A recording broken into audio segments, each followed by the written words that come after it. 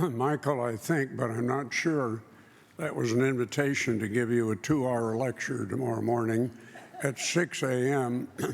on the subtleties of Medicare Part B. It's now my pleasure to introduce our next participants on the panel. And what a pleasure it is to introduce one of my most favorite presidents. Recently, I referred to President Clinton as the best post-president in American history.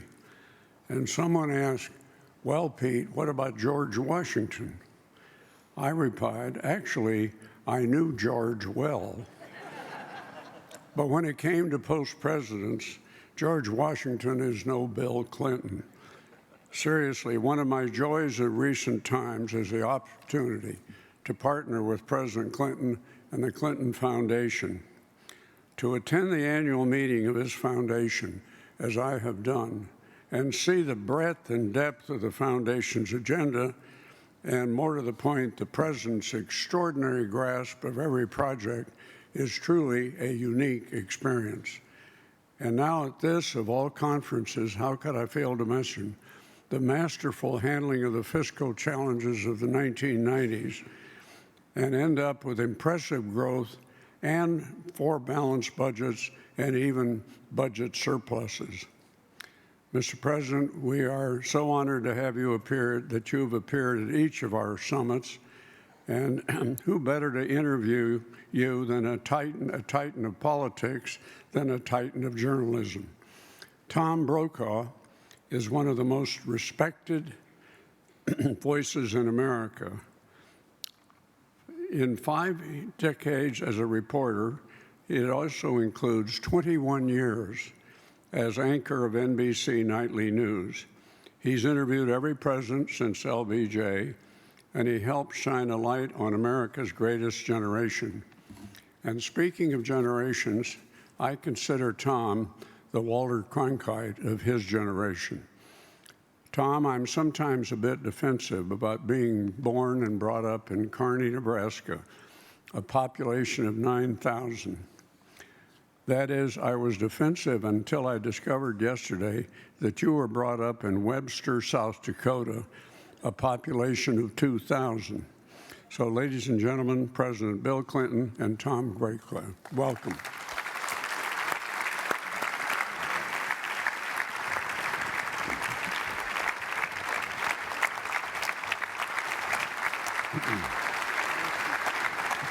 Thanks, Pedro. Thank you very much. Mr. President, I think you're here. I'm supposed to sit on your left? I don't often get to give orders to Commander-in-Chief, so I'm very happy to be able to do that. First of all, I'm very pleased to be here for what I think is one of the most compelling issues of my lifetime as a political journalist, and I think it's going to be a defining issue not just for the rest of this election cycle, but for a long time to come. And I'm very pleased to have the opportunity to interview President Clinton, who paused in his world travels to come down here because he cares so deeply about the subject that brings us here today. I've just spent, Mr. President, the last 3 weeks, as we were talking backstage, going around America in a way. I was doing a series of town halls, Mid-Atlantic, Eastern Seaboard, the Midwest, Southwest, the Far West, and I detected a kind of uniform reaction to what's going on in this country. There's a mass of people out there that I would describe in the middle who are longing to be led, and this is across political identification, Republicans and Democrats and independents alike. If I were to characterize, I suppose, the tone of those audiences and the country, is there's a kind of weariness and wariness about the political system as it is now constituted, especially in this election year and given what we've been through this spring.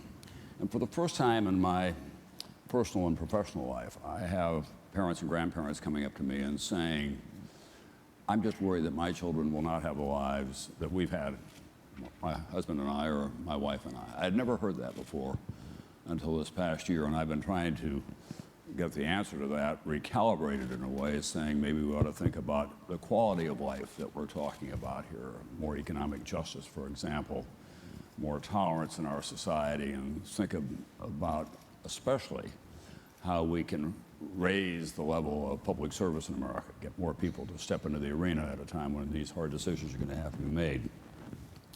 I offer that just as a kind of backdrop for the issues that bring you all here today, obviously, and that's fiscal responsibility, the impact of the deficit, and how we begin to work our way out of it. A year ago, you said it would be a mistake, Mr. President, to try to fix the deficit when the economy is so broken. Do you still feel that way?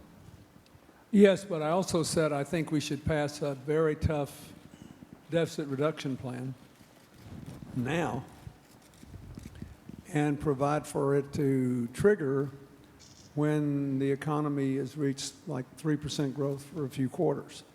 Because I think it would do an enormous amount to deal with the problem you just mentioned. I mean, there's this gnawing sense. I remember in my last year as president, we had a horrible tornado that hit downtown Little Rock and destroyed a lot of the oldest neighborhoods. And so I went down to check it out, and then afterward, at the airport, I had a little barbecue dinner with 20 people I went to high school with. I think 2 of them had 4-year college degrees. Only 1 of them had ever made more than $50,000 or $60,000 in his life. And I just went around the table and I asked them what they were most worried about. And even then, they were most worried that the retirement of the baby boomers would undermine their children's ability to raise their grandchildren. So that's on steroids now because we've had this long recession. The economy was anemic before the crash in terrible sense, and because of the debt. So I favor, what I would like to see them do is to do what Simpson Bowles said. Simpson Bowles said, pass our plan. I'd like to even see them take more out of the deficit more quickly than Simpson Bowles, but they said pass our plan, but trigger it when there is clearly growth, because you won't have to convince anybody to do it then, because as soon as there's real growth back in this economy with all this public debt out here that has to be financed, interest rates will go through the roof. The cost of financing the deficit will be staggering, and the private sector will be screaming for affordable credit.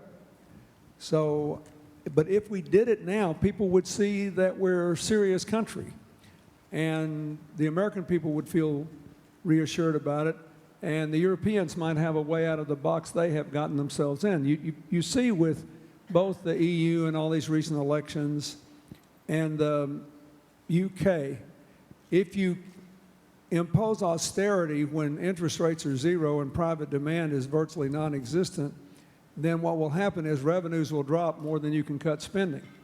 And if I was really impressed, actually, after these last elections, that while the political leaders themselves seemed intransigent, ordinary Greek citizens would say things like, we know we had to cut these pension benefits, we know everybody's got to start paying taxes, we know we've got to do some things here, but we'd like to see the benefits of it. So that's what I think. I think we should pass a plan as soon as possible, but do what Simpson Bowles said, trigger it when certain growth projections are met. And you won't have to convince anybody because interest rates will start to rise dramatically. But the chances of getting anything done before the election are slim and none. Probably, but I think that, I think that the 2 plans ought to be talked about more, or the however many plans there are out there.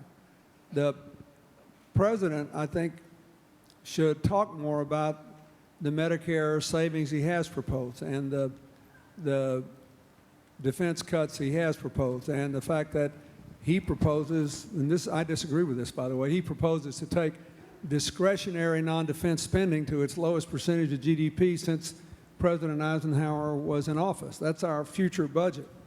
And I think both the Republicans and the Democrats, in arguing over their ideological positions, short out the future budget and basically put really poor and vulnerable people in a tough bind. So, but we ought to be talking about this stuff. If he has at least tried to honor the deal he made with the Republicans, and I think he should talk more about it, and I think they should talk more about it.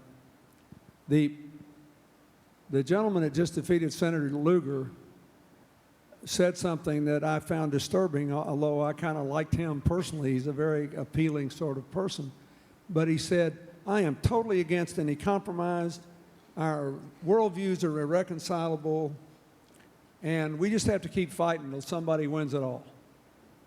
And if that were the view, there never would have been a Constitution, there never would have been a Bill of Rights, the capital would have never been moved to Washington, D.C., the federal government would not have assumed the debts of the colonies from the Revolutionary War, and nothing else would have happened. So I think but as soon as this election's over, I think the incentives will be for both parties to make more principled compromise than they have in the past. Let me just add to the context, if I can. This is the page from the current Economist, the Lexington section, and they often, from the United Kingdom, have a more clear-eyed view of what we're going through here. 4 recent surveys have found that on average only 28% of Americans are satisfied with the condition of the country. 70% are dissatisfied. 3 recent surveys have found that between 69% and 83% of the Americans believe the country is still in a recession, even though it is not. Yet anyone who prefers a glass half full can find grounds for optimism. The first Boeing 787 Dreamliner has just landed in Washington. It will be decades before China can make such a machine. The IMF is predicting average growth of over 2% for 2012 and 2013. This country still has the world's best universities, more than any other. It is the world's largest producer of natural gas and its biggest food exporter. Granted, this is a government of fits and starts, hobbled by the whims of voters. But if we don't do something, we're going to end up with sequester at the end of the year, in which the spending cuts will be automatic. What do you think the chances are that sequester will be activated? I don't know. My guess is that they'll avoid it after the election. But I agree with what the economist said about the strengths of the American economy, and they left out the fact that it's very diverse in a global economy. It's a good thing we got somebody here from everywhere else, and a lot of this anti-immigration fervor seems to be abating. I also agree that most people think we're still in a recession because nobody's gotten a pay raise in so long.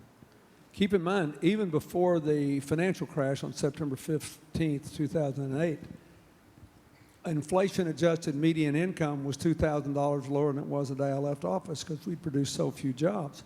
And because small business people were spending all their profits that they would have given pay raises on paying for health care premiums.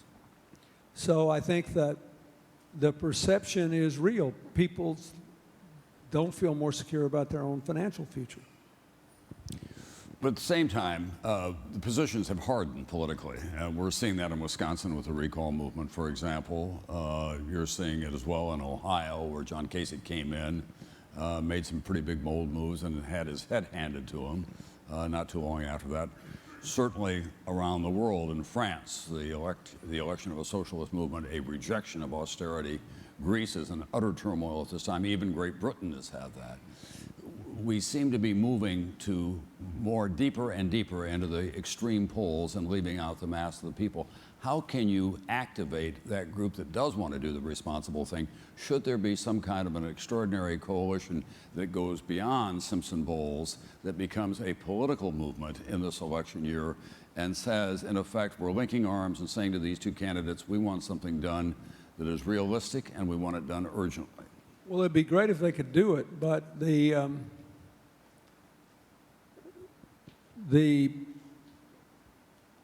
evidence is that the Republicans will be scared to do it after what happened to Senator Lugar, although there were other factors in his defeat.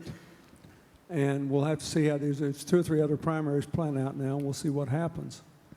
But obviously, I think there should be a big bipartisan coalition for this. We may just have to wait till the election's over. The American people are going to have to decide.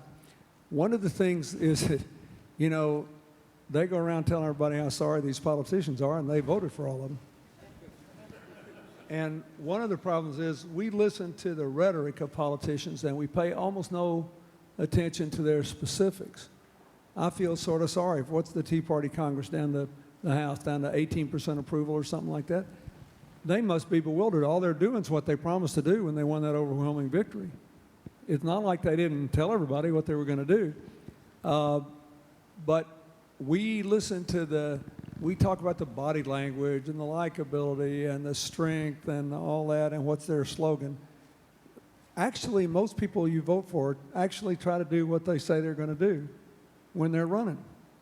So the American people have got to take some ownership here too. Meanwhile, I think the politicians ought to be talking more about the hard issues. I think this budget issue ought to become front and center in the presidential election, in all the debates, in very specific ways.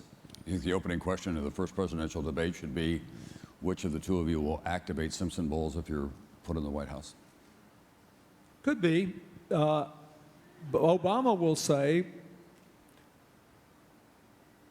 I thought they were a little excessive on defense cuts. My defense cuts are only slightly smaller, but I've actually cut more in the first 5 years in Medicare spending than they recommended. And then you'll have to go back and say, yeah, but you hadn't done anything about Social Security. Simpson Bowles actually makes the Social Security system more progressive. That's one thing I love about it. I would have to pay more or give mine up or whatever, but that would help if you ask the right follow-up. If you ask, okay, here's what they said about X, what's your position on X? In other words, you got to get down to basically the Republicans compared to Simpson Bowles want too much for tax cuts, not just making the Bush tax cut permanent, but making more tax cuts.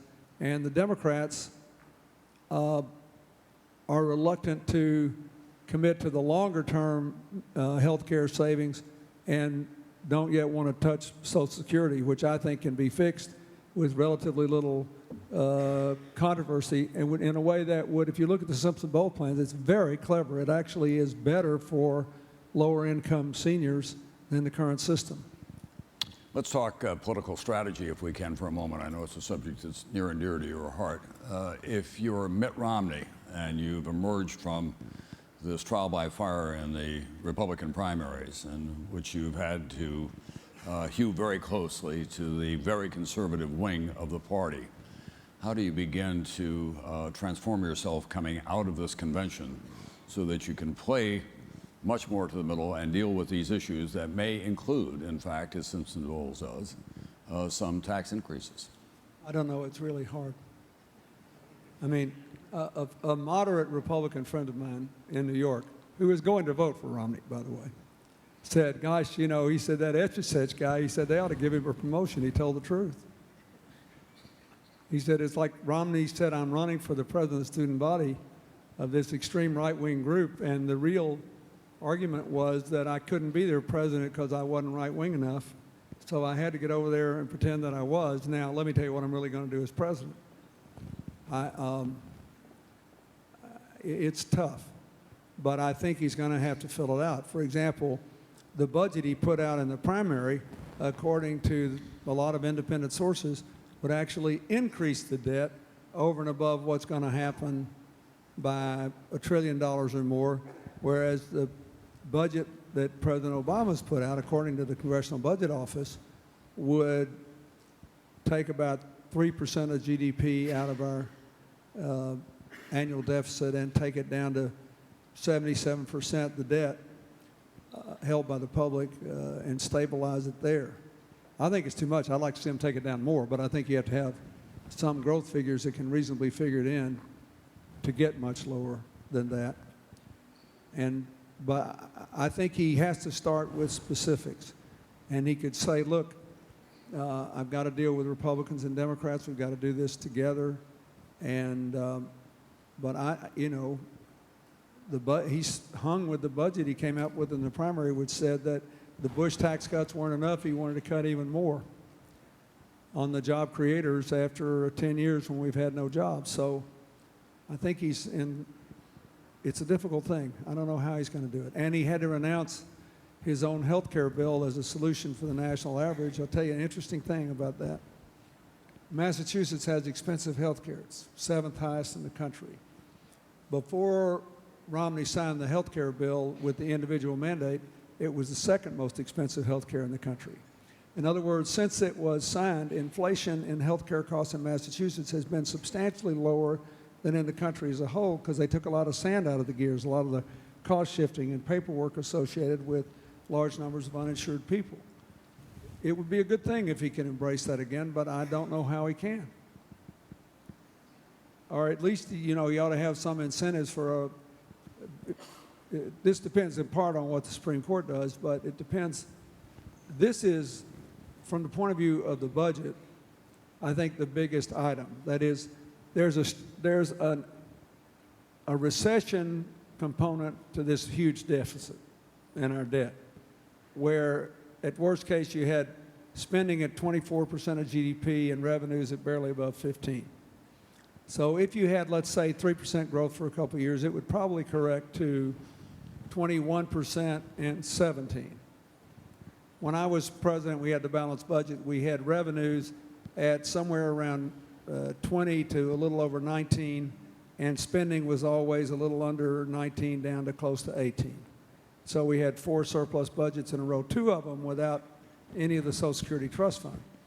So what you really need is a plan that closes the structural deficit, knowing that the rest of it will be closed or not if you have growth. And maybe Romney can just come out with a new plan based on what I would say is the Congressional Budget Office says these numbers don't add up. I don't agree with him because I think you always get more revenues when you cut taxes, notwithstanding 30 years of evidence to the contrary. And so here's my new plan. But it's a very big challenge for him, a very big challenge. I feel a lot of sympathy for him because the whole primary was about trying to find somebody that was a true conservative. And so, but they're going to vote for him anyway, those people, I think, because they think he's more conservative than President Obama, which he clearly is. So if I were in his position, I would, I think, use the Congressional Budget Office numbers saying my deficit, my plan, increase the debt, and say that, you know, no responsible president can pretend that an independent analysis of his numbers don't matter. That's, I think, his best avenue back into the real world. Do you think it's possible for him to enlist and activate the moderate Republicans like your friend in New York who's going to vote for him and put together a group around the country that can make a big public statement about what is necessary, A, to get him elected and get the country back on the right track, or in both cases, both parties been taken over by the more dogmatic sets on the left and the right? For one thing, you know, that's just not true. There have been 2 different independent analyses in the last couple of months about this, and they said if you believe there was a center, let's say in my second term, that in the Senate, the Republicans have moved 3 times as far away from that center as the Democrats have, but in the House they moved 12 times as far away from that center as the Democrats have.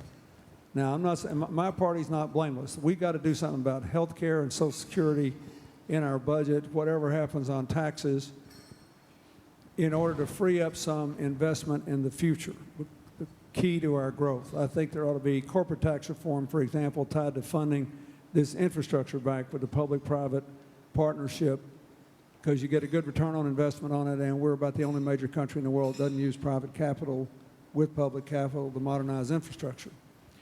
But I think that, you know, the Republican position that tends to prevail in these hot primaries was expressed by the gentleman who beat Senator Lugar, who says, I'm just against compromise. We need to stop it. It's weak. It's foolish.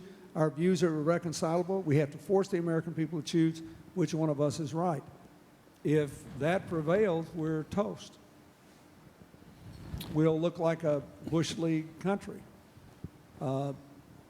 because one party, our party, the Democrats, will look like we're hanging on to the status quo of, well, our budget will be we can balance it better than they can, but it'll be so much on the baby boom generation and on healthcare delivery systems that haven't been modernized that we will be holding on to the past too much, and their budget will be in la-la land because it will defy arithmetic.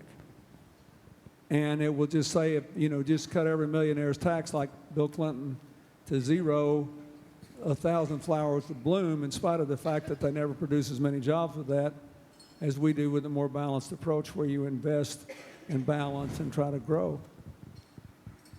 Let's talk about politics about this in a more specific way, if we can, for a moment. Wisconsin. It's going to be one of the milestones of this year, what happens with the recall effort, money pouring in from both sides. What would have happened when the governor took such a hard position on the unions and when he said we're not going to have collective bargaining anymore for the public unions? What would have happened if those unions had said in a kind of grieved voice, Governor, we just want to come sit at the table with you and work all of this out. We're not going to just gather outside the Capitol. We're not going to start a recall, but invite us in. This is our future as well as yours. This is our state as well as yours. We stand on the steps of the Capitol wanting to come in to the inner chamber, sit down with you, and negotiate this in a way that has traditionally been done in this country. Would that have been a better strategy for the unions? It might have been a better strategy, but I think they would have wound up in the same place because he was elected on a promise to break them. And the people voted for him. They voted for him thinking that Obama and the Democrats had given him, well, this is like 94 all over again, that 2010 election.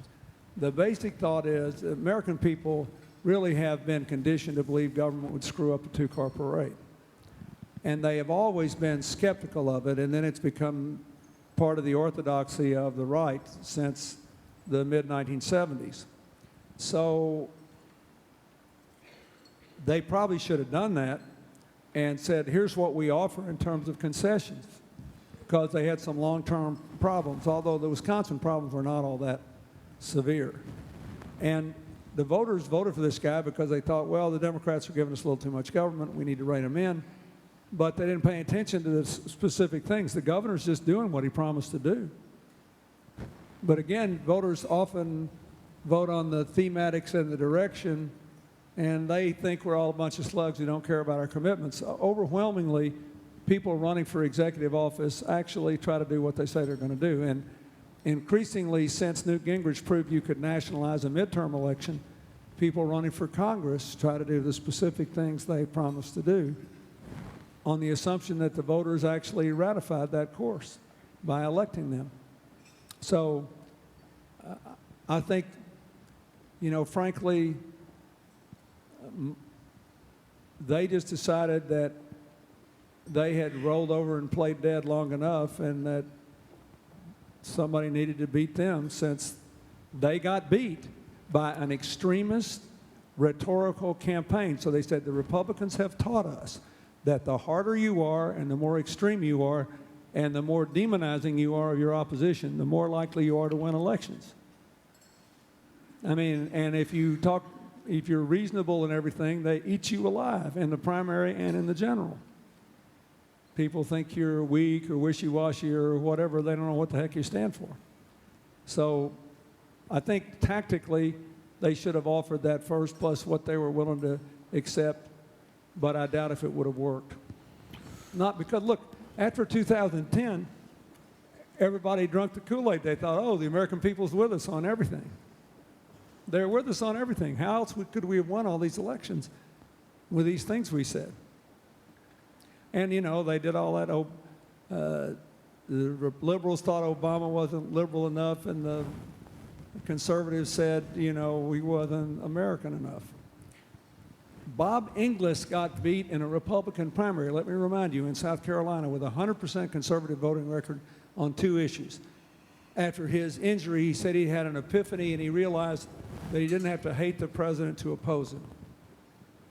That he was an American, not a Kenyan, a Christian, not a Muslim. As near as he could see, he was a good family man, and he liked him. He just thought he was wrong about everything. That was a cardinal sin. And the other thing was, he said, I listened to my Senator Lindsey Graham and John McCain, and I think global warming is real. We need to do something about it. We just need a conservative market-based solution to bring down greenhouse gases. That violated the theology, and they threw him out in a Republican primary. This guy was on the Judiciary Committee that impeached me, and it wasn't enough for him anymore. He's a very good guy, by the way. But I like him, but it's like it was never enough. Now, and guys like you always act like, well, if there's an impasse, it must be everybody's fault. There must be both parties at fault. Our party's problem is we are always reluctant to give up the gains of the past to create the future. That's a different problem. But we have a lot of people in our party who will not be drummed out if they depart from the conventional wisdom. And I think you could put together sufficient Democratic votes to enact some variation of Simpson Bowles, or maybe even to do more. But the numbers have to add up, and it can't just be an ideological food fight. So if that's really what the American people want, they have to make that clear. And I don't know how they're going to make it clear before the election. Is there something to be learned in how you were successful in getting welfare reform through parts of your party that were so reluctant to embrace that? Yeah. But you got to understand, most people don't know what happened in welfare reform. Most people don't know what it did. But I had already given 44 of the 50 states waivers to enact welfare reform before the law ever passed. And then the Republicans wanted to use welfare reform to cut benefits for legal immigrants and to basically block grant food stamps and Medicaid, health care and nutrition for poor kids. So I vetoed the first two bills because they block granted food stamps and Medicaid. And in the third bill, they got off of that, and I ate the cuts in benefits to legal immigrants in return for getting a lot more money for transportation, housing, and job training for people on welfare. There was, by 1996, people said, well, I got rid of the federal welfare benefit. Let me tell you what the federal welfare benefit was in 1996. It was that no state could pay a family of 3 or 4 less than they were paying them in 1973, 23 years earlier. So this alleged federal benefit went from a low of $187 a month in Mississippi and Texas to a high of $655 a month in Vermont. What we did to try to offset what has now happened in this recession was to say that every state would receive an amount of money for this equal to what they were getting in February of '94, which was the all-time high in federal reimbursement. And what I did not foresee is that after I left, the states would be allowed to spend this money on non-welfare things, and so the guarantee faded away, which is why the safety net didn't hold up as well. The other thing that was wrong with the welfare reform law was there was a 5-year lifetime limit. That should have told or stopped, if you will, whenever there was a recession. That is, whenever there was more than 6 months of negative growth. If we'd stopped that and we had harder requirements that required that money to be spent on preparing poor people to go into the workforce, I think it would have worked better. In the mild recession of 2001, people who moved from welfare to work were actually less likely than employees overall to be laid off. So, but when we worked through all this, and it took 2 vetoes, but that was part of the process.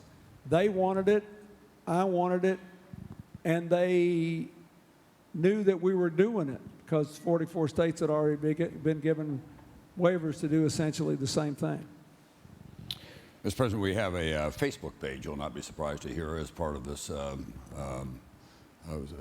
symposium that Pete Peterson has organized for us. Pete has always been on the cutting edge of technology. I mean, I can just see him twittering all night long. This is from Linda Knowlton in Fort Collins, Colorado. I'm a registered independent. I believe that we must raise taxes and make radical cuts to entitlements in order to ensure that my daughter and her friends won't have a lower quality of life because of our borrowing excesses. How on earth do you get the Democrats to agree to the entitlement cuts and the Republicans to admit that taxes must go up and not just for the rich? This is some of what we've been talking about here, but this is the essence of what a lot of people out there in the middle feel. Well, I think, first of all, I think you ask people to actually read what Simpson Bowles did on Social Security. You should read it. I've read every word of the Simpson Bowles report. If you haven't read it, you should read it. And On the corporate tax reform thing, for example, I agree with what they did. They would raise slightly more money by flattening rates. The one thing they want to do that I disagree with is get rid of the R&D tax credit. I think that's a mistake. We're already 17th in the world in the generosity of our research and development tax credit, and we're trying to get high-end manufacturing back to America. We're getting a lot of it, and manufacturers increasingly like to have R&D done at the site where they do manufacturing. But otherwise, I think, you know, those two things are good. On the Medicare entitlement, you have two problems there.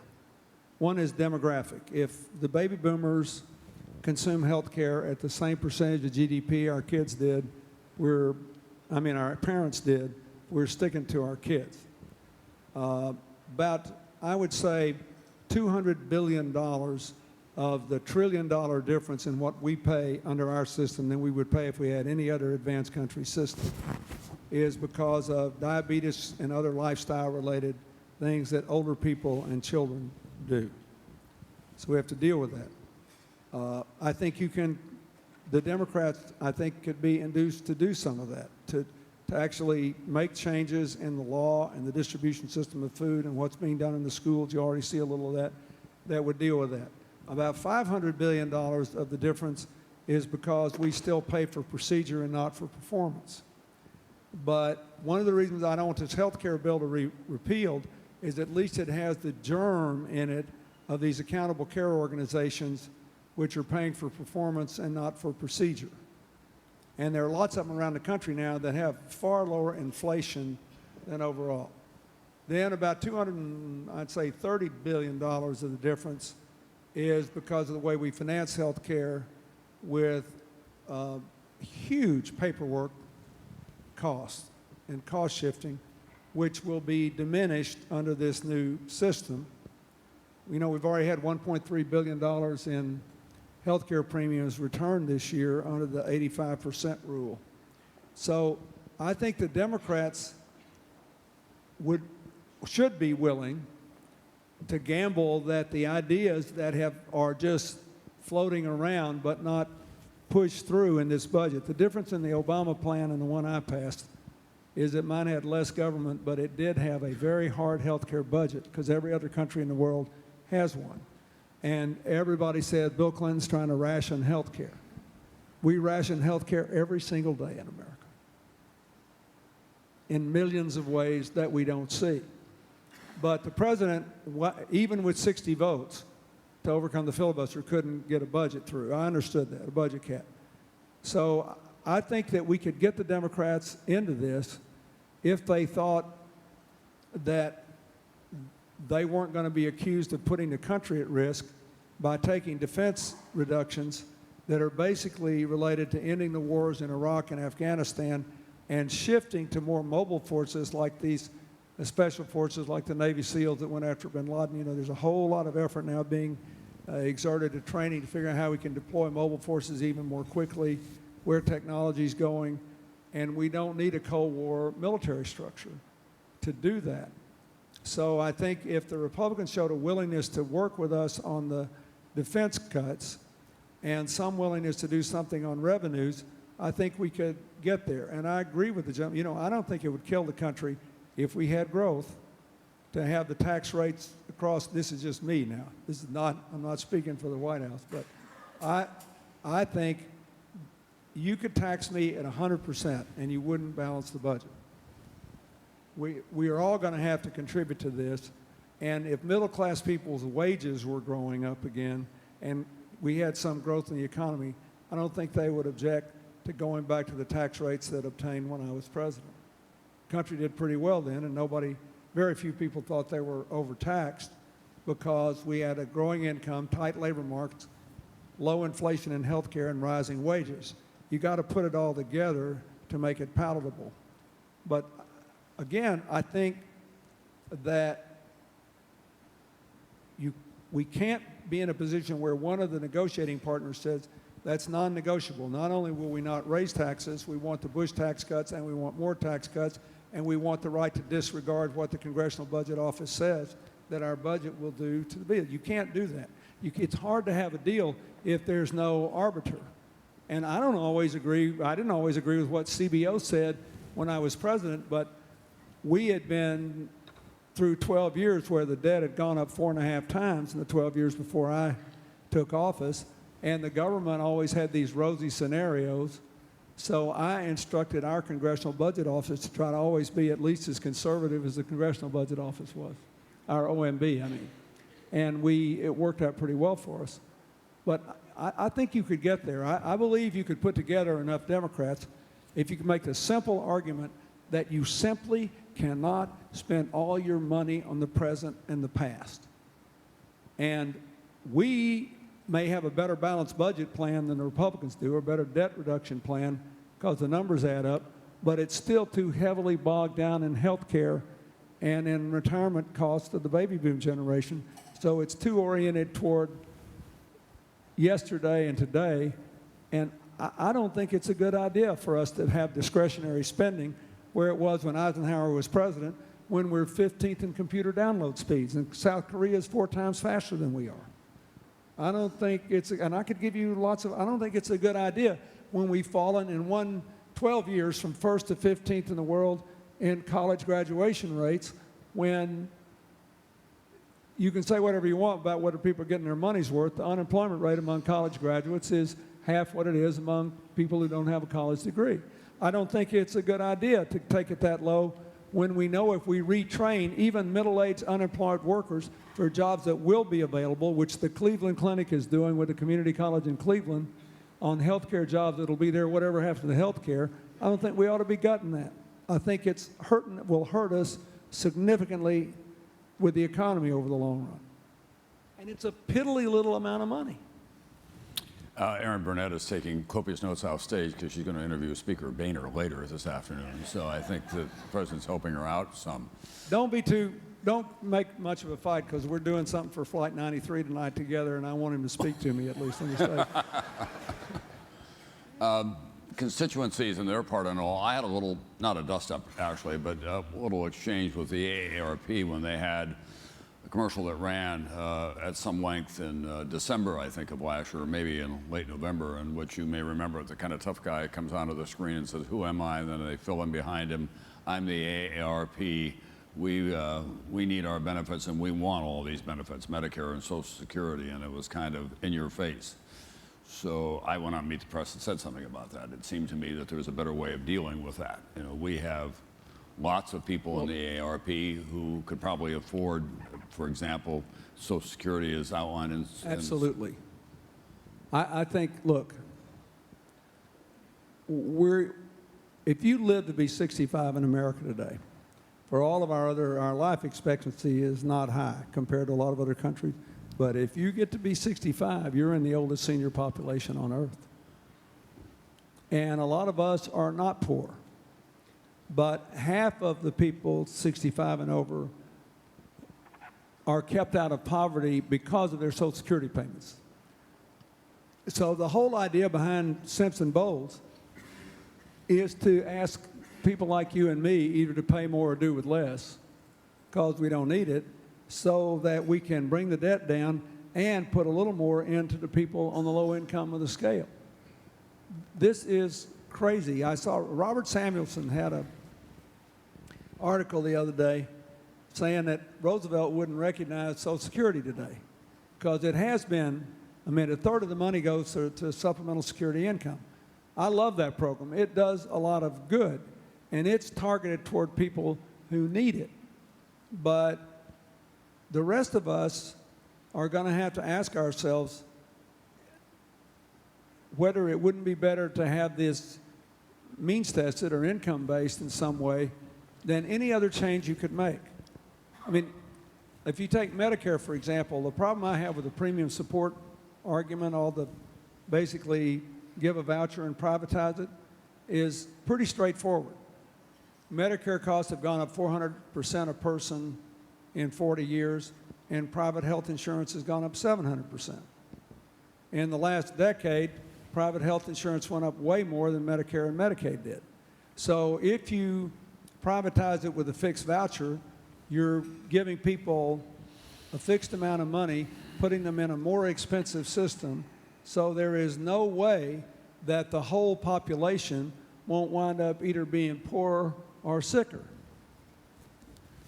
It'll fix the budget problem. Just get Medicare off the budget. But it will fix the budget problem without the organic changes that we need in the healthcare system that would help the private sector even more than the budget. So I would rather see us show some restraint on increase the copays for people on Medicare, for example, who have more money to pay for it. And those of us who can afford it should pay for it, keep it as a backstop if we need it. You and I got our Medicare cards. But I favor that. We cannot, you just can't say we want it all just like it used to be. That's the problem in a lot of these European countries where they're asking for these accumulated pension liabilities to be ignored into the future. You know, for a very long time, when I was stunned when I became governor of Arkansas, which has a very conservative pension program. We were never underfunded. But some people started drawing their pension at 50, and I said, how can this be justified? And they said, well, we never had any money, so these people never made good salaries, so we made it up to them by letting them retire early, draw a retirement, and then get another job so they could finally end their days with a decent income. A lot of this stuff made such good sense when these decisions are made, and they just don't work anymore because of the demographics. So I guess we're having a vigorous agreement on this. Yeah, if that's the AARP's position, I disagree with that. Well, they called me and they changed. They took that ad down and they have now more of a dialogue ad on there. I care about Social Security and what should I know about it. The one thing you said that I agree with, by the way. Only one? No, but I mean the most important thing is that when you asked me the Wisconsin question, here's what I know. Most of my life has nothing to do with this today. I work in my foundation and I sell medicine in 70 countries. We're building health systems in 30 countries. We're doing agricultural and energy projects all over the world. And here's what I know. The places that work best are where all the stakeholders get together, openly acknowledge their different interests as well as their different ideas, and then talk to each other like they got half good sense.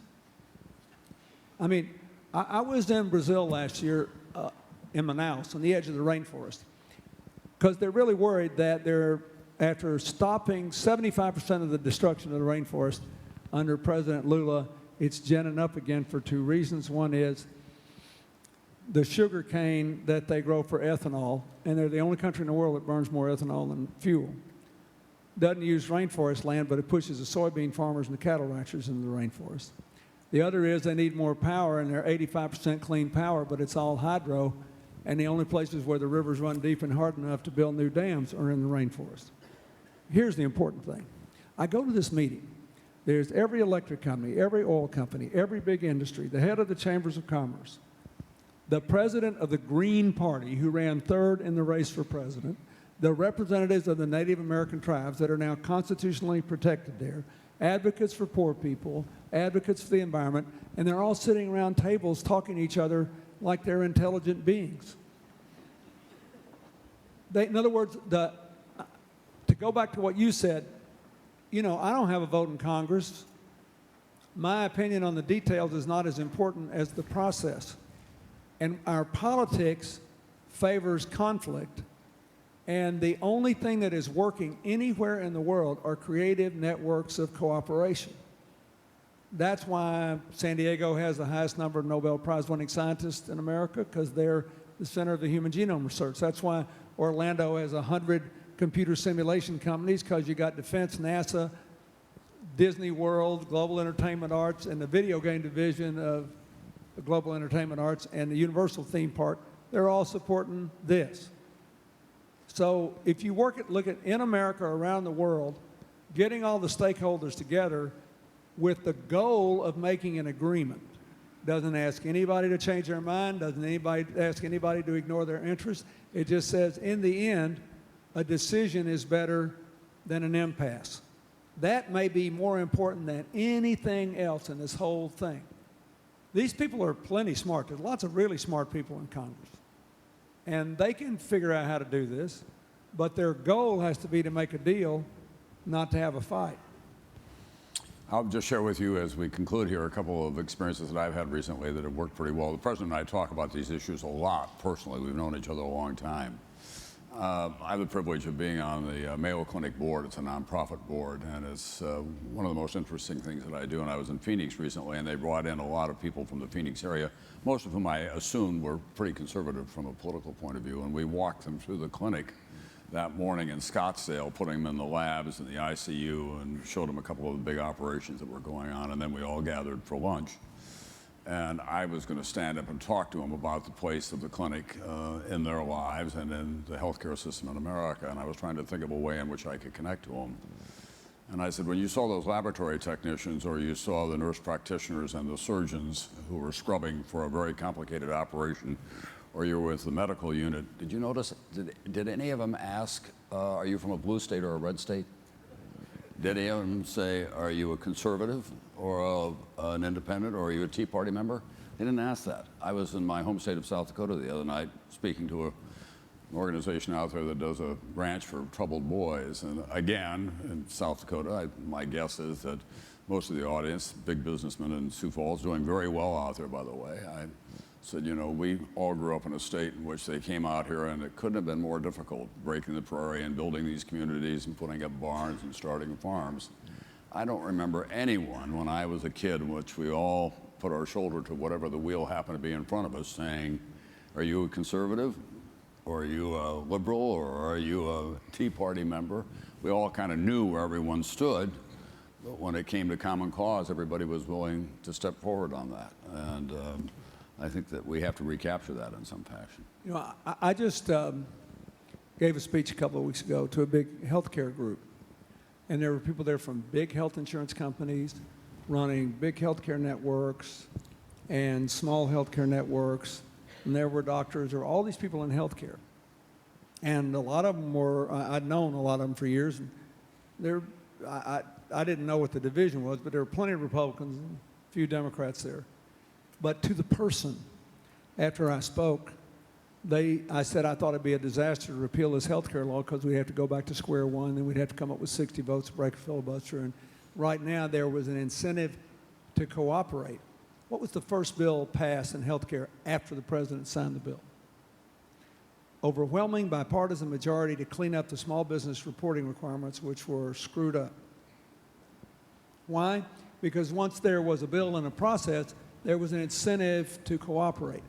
So all these health insurers and healthcare providers came to me and said, boy, we really agree with that. You know, we really think we're making progress now. We're being forced to rethink the delivery system, which, as I explained to you, is where half the money is that we spend we wouldn't spend in any other country. That's what we have to do. We have to create a system in Washington where we say to a guy like Speaker Boehner, who I think would make a deal, you know, if he didn't think he was going to be deposed, that nobody's going to be right about all these specifics. We are living in a complex world. What drives progress is direction. And what people are afraid about America now is that we don't have direction because we're going to be paralyzed. You can see it more clearly in other countries. How many articles have you and I read about the Tahrir Square, the aftermath of the Arab Spring in Egypt, and now the Muslim Brotherhood wins all the elections and the Salafis are the second biggest party? Why? Because they've been organized and they go to voters that weren't part of the Arab Spring, who don't understand the need for religious and cultural and intellectual diversity, and the magnets can pull the middle apart. So we need a magnet in the middle, and it is the process. It is the idea that a compromise is an honorable thing, and diversity of opinion actually only works for a society when you bring it into a process with people who do differ with you, because you know something they don't, you've had experiences they haven't, and if you actually have to work through these things and say yes, no, yes, no, yes, no, you wind up with a product that gives you the right direction. That's the most important thing, and we got to do it on this debt. I'm telling you, if we don't deal with it, we will, sooner or later, someday or another, although we're dragging it out too much to suit me, have growth come back here, and interest rates will go up so fast you won't be able to catch your breath, and then everybody will say, why didn't we do this earlier? So we should have a considered plan now, but all of you have to make compromise honorable. Mr. President, thank you very much. Thank you. Thank you all.